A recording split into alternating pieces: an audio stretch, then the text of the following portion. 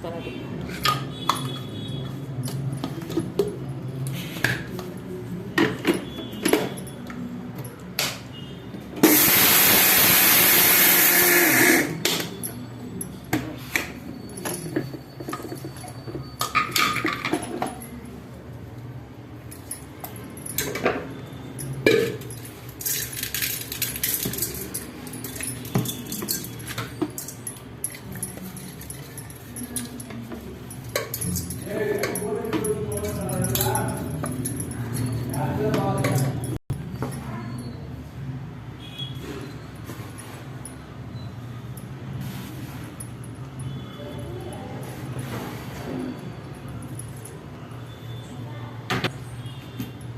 கம்பு, ராகி மாவு, சால்ட் இது திரையையும் மிக்ஸ் பண்ணி வாட்டர் ஊற்றி கலக்கி நைட்டு ஃபுல்லாக வச்சுட்டு மார்னிங் எழுந்து நம்ம கம்பங்கூழ் காய்ச்சிட வேண்டியதுதான்.